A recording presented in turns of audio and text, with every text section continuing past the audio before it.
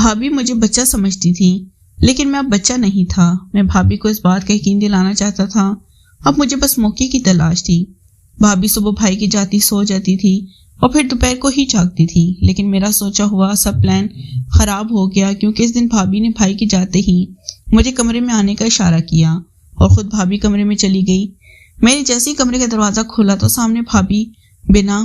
میرا نام احمد ہے، میں 12 سال کا ہوں اور میرا ایک بھائی تھا، ہم لوگ بس اسی گھر میں رہتے تھے۔ میرا بھائی اس گھر کو چلانے میں ناکام رہا تھا، کیونکہ وہ بالکل بھی پڑھا لکھا نہیں تھا۔ میں نے محنت مزدوری کرتا تھا، جس کی وجہ سے یہ گھر بالکل نہیں چلتا تھا۔ تنگی بڑھنے لگی تھی، ہمیں گھر کے کافی ساری چیزیں بیچنی پڑی تھی۔ ایسی چیزیں بھی ہم نے بیچ ڈالی جو ہمارے ماں باپ نے بڑے پیار سے بنائی تھی۔ بھابھی کے جہیز کا سامان بھی بکنے لگا۔ ان کی شادی کو 5 سال ہونے والی، ان کی کوئی اولاد نہیں تھی۔ وہ بہت زیادہ خوبصورت تھی، لیکن آج کل بہت زیادہ پریشان رہتی تھی۔ مجھے وہ بہت اچھی لگتی، میں ان کی پریشانی نہیں دیکھ سکتا تھا۔ انہوں نے ایک دن اپنے شوہر سے کسی موضوع پر بات کی اور مجھے ان کے کمرے سے لڑائی جھگڑے کی آواز آئی، تو میں جا کے دوائی سے کان لگائے کھڑا ہو گیا اور ان کی باتیں سننے لگا۔ اچھا، اب یہ دن آگے کہ تم یہ سب کچھ کرو گی، تمہیں کیا لگتا ہے کہ تم خوبصورت ہو تو میں تمہاری ہر بات مان لوں گا؟ اور پھر دنیا والے کیا کہیں گے؟ دنیا والے ہمارے گھر میں راشن دے کر نہیں جاتے ہیں، دنیا والوں کو نہیں پتا کہ ہم بھوک سے مر رہے ہیں، دنیا والوں کو یہ بھی نہیں پتا کہ ہمارے گھر میں اب بیچنے کے لیے بھی کچھ نہیں ہے۔ اگر میں میدان میں نہیں آئی تو اس گھر میں سونے کے لیے بہتر بھی ہے۔ نہیں بچے گا، آپ کو یہ بات سمجھ نہیں آتی؟ اگر میرے اندر ایک ہنر ہے تو میں اس کو استعمال کیوں نہیں کر سکتی؟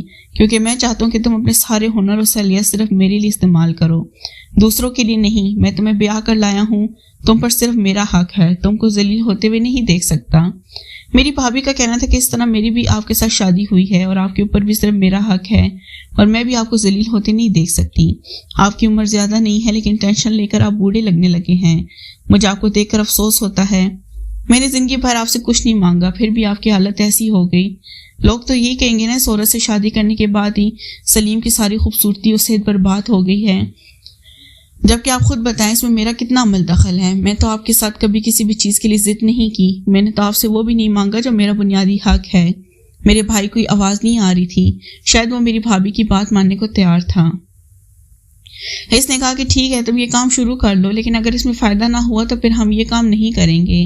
میری بھابھی کا کہنا تھا کتنا فائدہ تو؟ میرے بھائی نے کہا اتنا فائدہ ہونا چاہیے کہ تمہارا وقت اگر جائے تو تمہیں افسوس نہ ہو، تم یہ نہ کہتی پھرو کہ میرا ٹائم ضائع ہو رہا ہے، محنت بھی اتنی زیادہ کر رہی ہو اور کچھ بن بھی نہیں رہا۔ پر میری بھابھی کا کہنا تھا کہ مجھے پورا یقین ہے، مجھے اپنے اوپر اتنا بھروسہ ہے کہ 1 مہینے میں ہم اتنے سارے پیسے کمانے لگیں کہ ہمارے گھر کی ساری چیزیں پوری ہو جائیں گی۔ میرے بھائی نے کہا کہ ٹھیک ہے، میں تمہیں یہ موقع دیتا ہوں، اللہ کرے ایسا ہی ہو۔ بھائی جان کی باتیں کچھ سمجھ نہیں آئی، لیکن اتنا سمجھ گیا کہ بھابھی کوئی ایسا کام کرنا چاہتی تھی جو بھائی ان سے نہیں کروانا چاہتے تھے، لیکن بھابھی کو خود پر بہت بھروسہ تھا۔ میں تو اس بات میں خوش تھا، اگر اس گھر میں پیسے آئیں گے تو ظاہر ہے اچھی چیز بھی آئے گی، مجھے بھی جیب خرچ دیا جائے گا، کیونکہ میں تو کام کرتا نہیں تھا اور میرا جیب خرچ بند کر دیا گیا تھا۔ اس گھر میں تو ڈھنگ کا کھانا بھی نہیں بنتا تھا۔ شادی کے شروع میں میری بھابھی بہت اچھے اچھے کھانے بناتی تھی، لیکن دال کو کوئی اچھے طریقے سے بھی بنائی رہتی تو دال ہی ہے، پر پھر بھی سمجھ نہیں پاتا کہ بھابھی کیا کریں گی۔ جہاں تک مجھے پتا تھا وہ بھی پڑھی لکھی نہیں تھی، شاید ان کو اردو پڑھنا اور لکھنا تو آتا تھا، بھائی کو تو اتنا بھی نہیں آتا تھا، لیکن پھر بھی کیا کر سکتی تھی؟ عورتیں گھر میں کیا کر سکتی ہیں؟ زیادہ سے زیادہ بچوں کو پڑھا سکتی ہیں یا پھر کپڑے دھو سکتی ہیں۔ بھابھی کو تو کپڑے بھی سینا نہیں آتے اور ان کے پاس تو مشین بھی نہیں تھی۔ میری بھابھی کانوں میں سونے کی بالیاں تھیں جو ان کے پاس آخری تھے، اگلے دن وہ بھی ان کے کانوں سے غائب تھی۔ دراصل میں ان کو کافی غور سے دیکھا کرتا تھا، اس لیے میں نے فوراً پہچان لیا۔ میں نے کہا کہ وہ کہاں ہے؟ انہوں نے کہا اس کو بیچ کے تو میں سب کچھ سامان لیا ہے، میں اسے کاروبار کرنا چاہتی ہوں۔ میری بھابھی نے برگر بیچنے کا کام شروع کیا تھا، اپنے ہی گھر کے آگے وہ ریڈی لگانے والی تھی، لیکن اس طرح سے لگانے والی تھی کہ وہ گھر کے اندر کھڑی ہوتی اور اندر کھڑے ہو کر ہی کام کرتی، یعنی کہ کھڑکی کے آگے میں حیران تھی کہ بھابھی کو اس کام کی اجازت کیسے مل گئی۔ لیکن جب انسان بھوک سے مر رہا ہو تو غیرت سے تو اس کا پیٹ نہیں بھرتا۔ مجھے لگا کہ بھائی مجھے بھی کہیں گے کہ بھابھی کی مدد کرنا، لیکن انہوں نے مجھے ایسا کچھ بھی نہیں کہا۔ ہم جس محلے میں رہتے تھے یہاں 300 سے 400 گھر تھے اور ہمیں یہاں پر سب لوگ جانتے تھے۔